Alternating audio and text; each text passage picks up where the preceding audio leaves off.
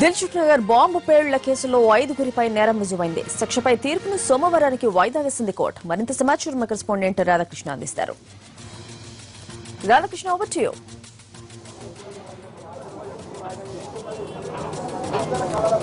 స్వాతి, 3.5 ఏళ్ల పాటు సుదీర్ఘ విచారణ కేసు దర్యాప్తు సాగిన తర్వాత ఎట్టకేలకు చెర్లపల్లి జైల్లో ఉన్న ప్రత్యేక న్యాయస్థానం 5గురు నిందితులను ఎన్ఐఏ అరెస్ట్ చేసిన 5గురు వ్యక్తులను వాళ్ళపై మోపిన అభియోగాలపై జరిపిన విచారణలో ఎట్టకేలకు ఈ 5గురు కూడా నిందితులుగానే కోర్టు ఇవాళ తేల్చడం జరిగింది. ఇందులో పరారీలో ఉన్న రియాజ్ బత్కల్ కూడా, అతను కూడా కీలక సూత్రధారి, అతను కూడా నేరస్తుడుగానే పరిగణించింది. మొత్తం వీళ్ళపైన 5గురు పైన ఎన్ఐఏ ప్రత్యేక న్యాయస్థానంలో ఇవాళ విచారణ కొనసాగడం జరిగింది.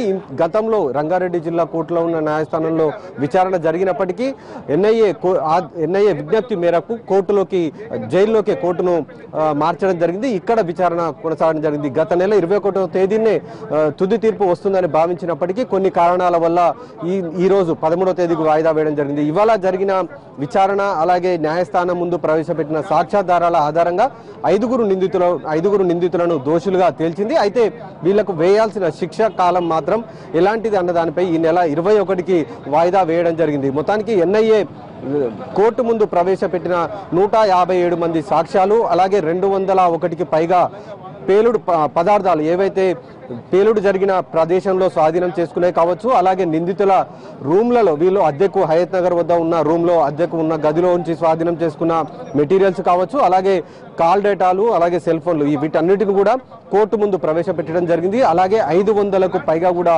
డాక్యుమెంట్లని న్యాయమూర్తి ముందు ఉంచడం జరిగింది. వీటన్నిటి ఆధారంగా న్యాయమూర్తి కేసులో ఈ 5గురు కూడా నిందితులుగానే తేల్చడం జరిగింది. అలాగే నిందితుల తరపు న్యాయవాది కూడా పూర్తిగా వీళ్ళంతా కూడా నిర్దోషులు, వీళ్ళపైన తప్పుడు కేసులు పెట్టారంటూ కూడా న్యాయమూర్తి ముందు తన వాదనలు వినిపించడం జరిగింది. కానీ చివరికి ఎన్ఐఏ ప్రవేశపెట్టిన బలమైన సాక్ష్యాధారాలే ఈ 5గురిని, ఇందులో అరెస్ట్ అయిన 5గురిలో ప్రధానంగా అసదుల్లా అఖ్తర్, తహసీన్ అఖ్తర్, అలాగే యాసిన్ బక్తల్, ఎజాజ్, తర్వాత వకార్, ఈ 5గురు కూడా నిందితులు. వీళ్ళు నేరస్తులు.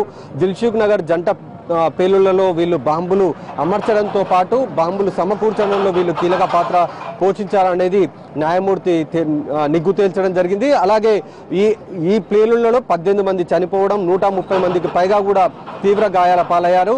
దేశ ఆర్థిక వ్యవస్థను చిన్నాభిన్నం చేయడంతో పాటుగా అల్లకల్లోలం, దేశంలో శాంతి భద్రతగా విఘాతం సృష్టించడం, అల్లకల్లోలం చేయడానికి వీళ్ళు ప్రయత్నం చేశారు అనేది ఎన్ఐఏ వీళ్ళపైన అభియోగం కూడా మోపడం జరిగింది. ఇటు ఐపీసీ సెక్షన్లతో పాటు దేశద్రోహం చట్టం కింద కూడా కేసులు నమోదు చేయడం జరిగింది. ఈ అభియోగాలన్నిటిపైన ఇరు వర్గాల వాదోపవాదనలు విన్న న్యాయమూర్తి ఇవాళ ఈ 5గురు నేరస్తులుగానే విచారించింది.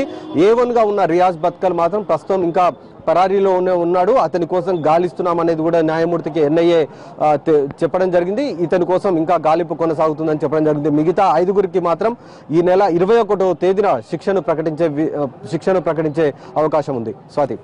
Right Radhakrishna, thank you.